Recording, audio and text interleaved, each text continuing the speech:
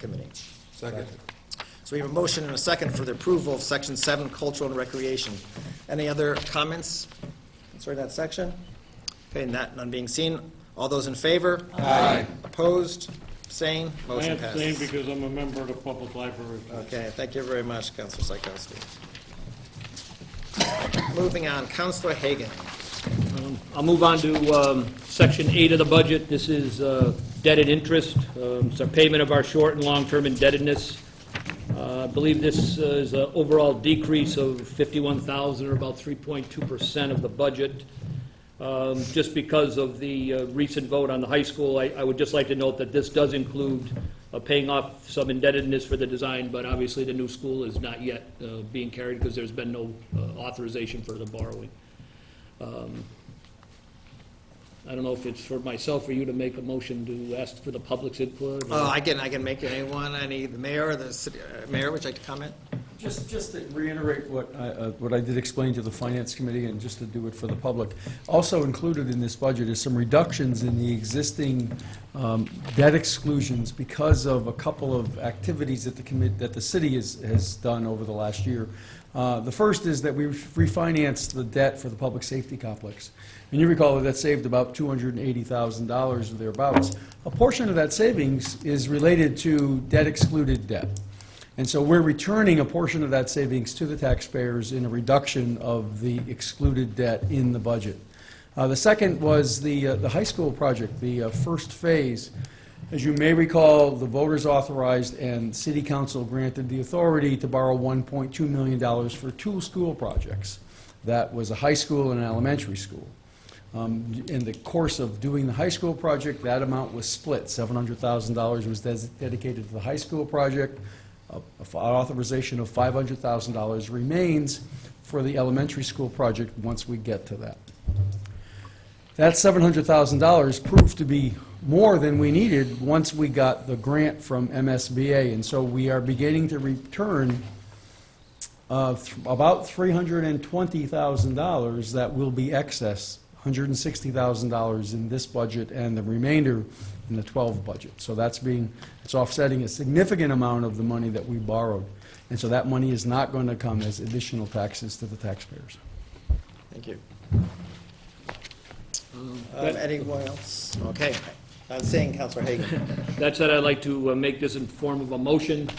I move that the city raise and appropriate the sum of $1,534,151.50 for the various departments listed under Section 8, Debt and Interest, and that the amounts listed in the right-hand column of the mayor's printed report, unless amended, be considered specific appropriations, and that the amount of $1,534,151.50 for debt and interest, the sum of $525,050 be transferred from the enterprise revenue, specifically as follows: direct charges from water enterprise, maturing debt, $110,000, interest, $57,310, for a total of $167,310. Direct charges from sewer enterprise, maturing debt, $245,786.82. Interest, $111,953.48, for a total of $357,740.30.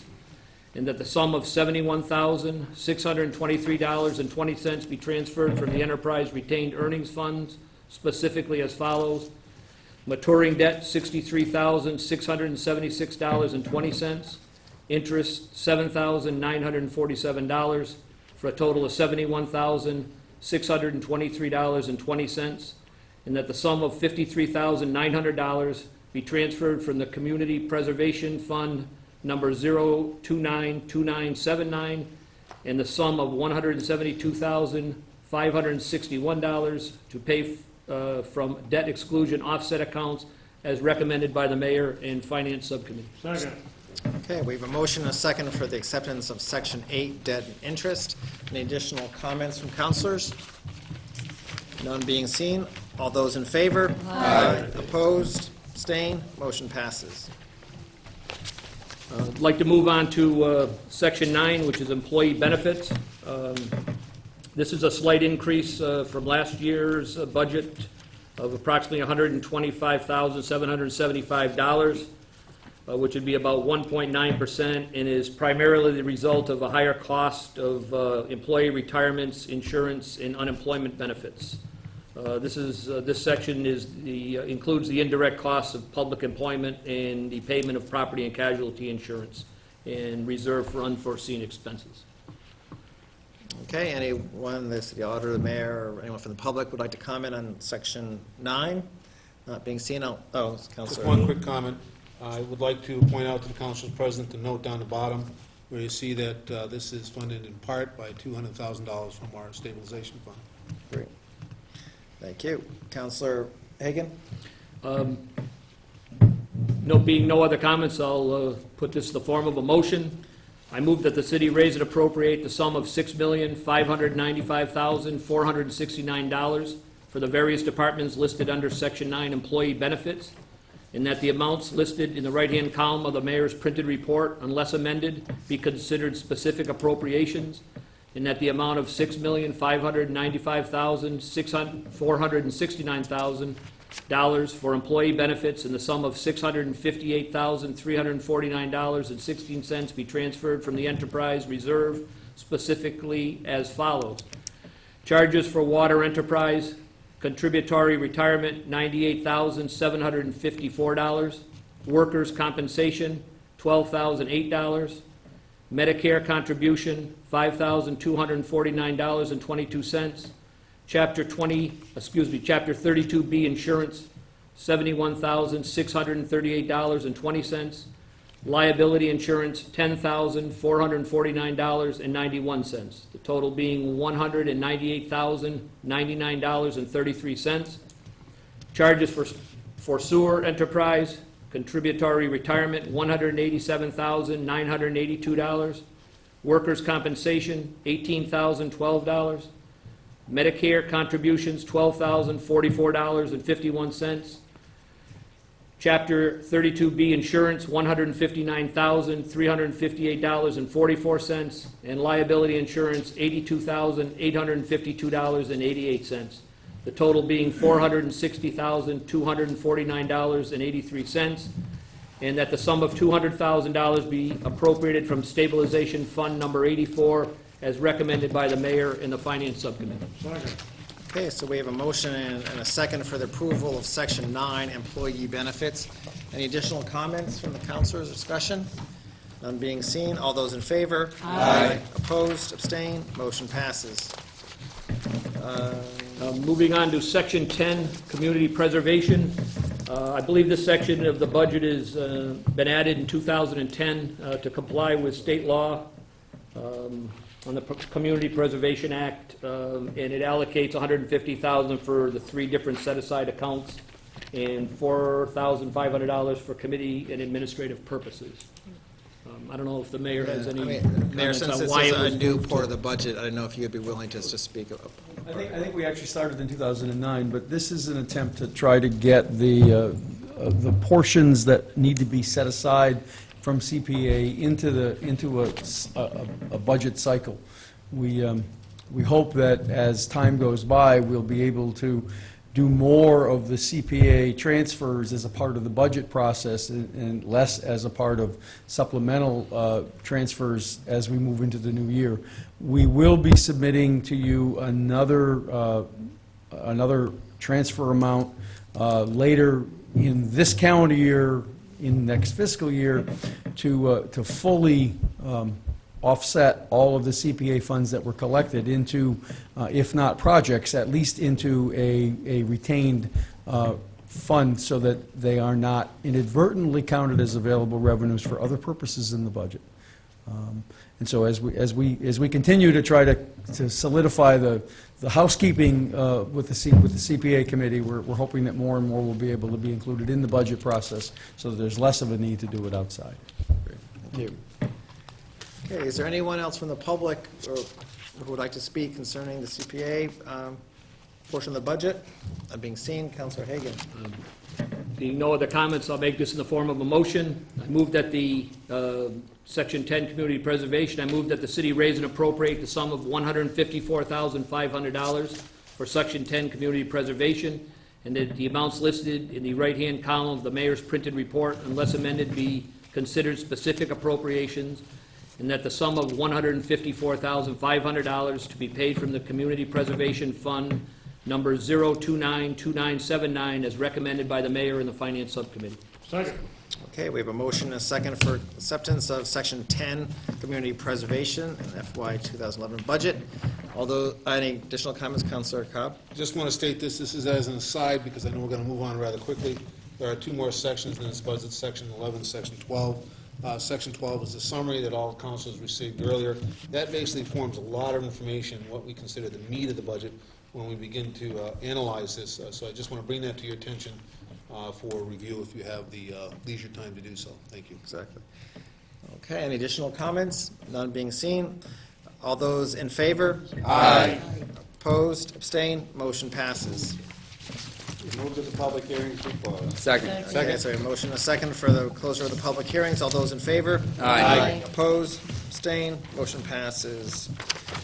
Councilor Rist, I believe you have some additional information for us. You want to add that now? Oh, okay.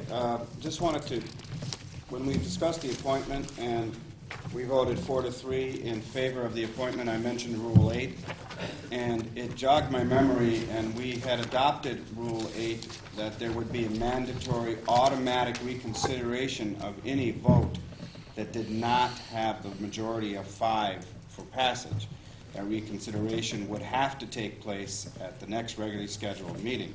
If this had been for some measure that was not a mayoral appointment, we would have had to have continued the vote to the next meeting to make sure that we couldn't get 5. This was adopted in in May of 2007, in order to try and make it that 5 members of the council vote yes on any particular measure.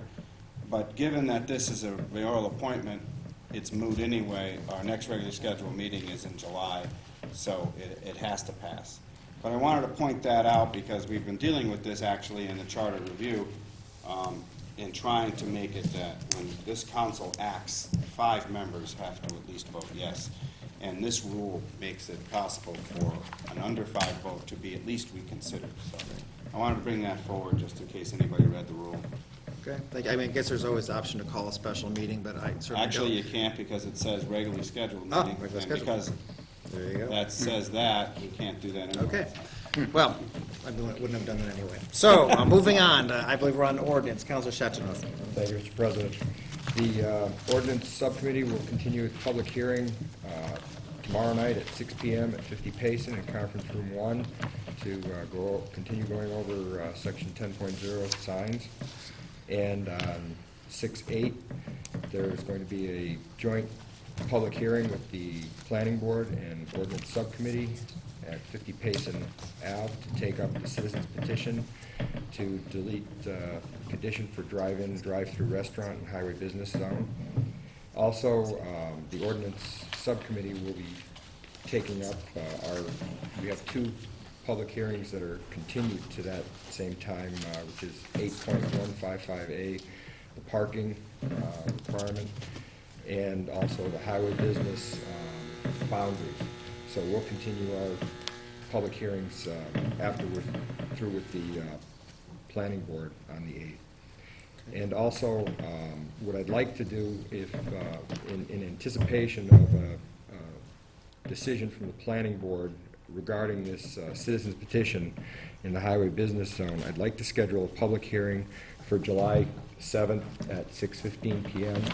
for the full city council to take this up, provided that the time frame works and the planning board is able to make their decision.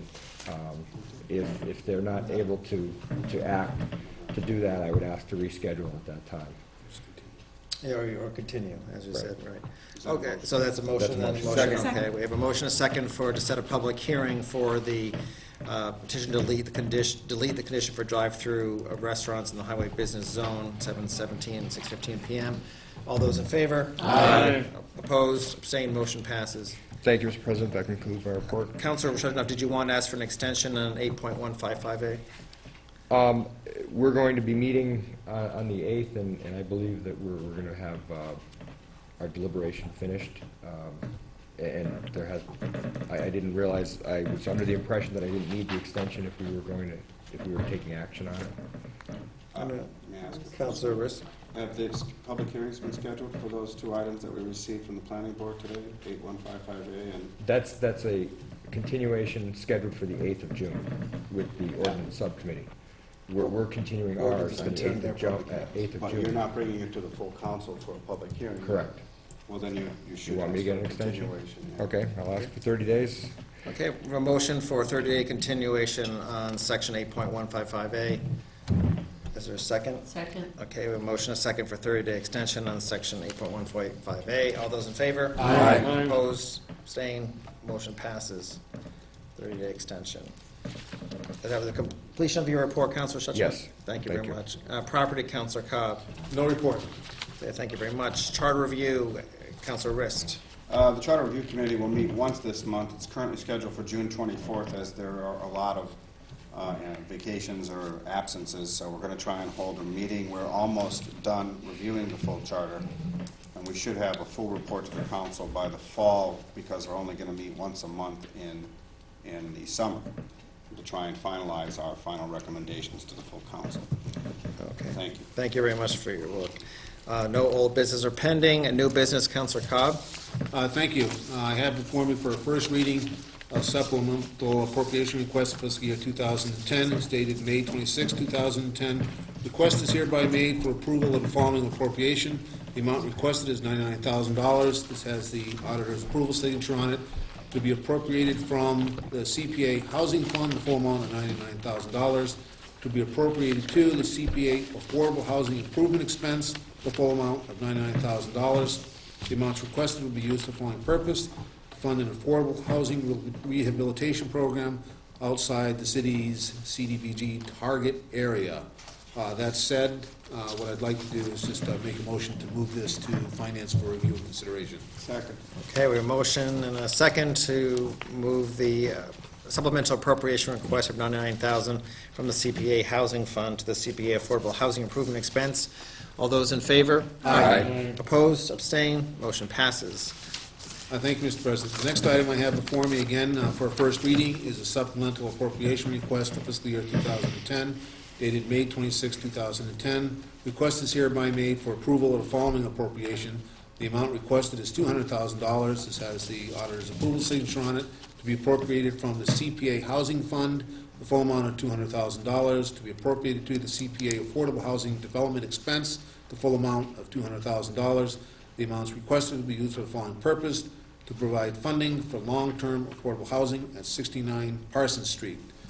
That said, this has the mayor's signature on it, and the CPA department has signature on it. I'd like to make a motion to move that to finance for consideration and review.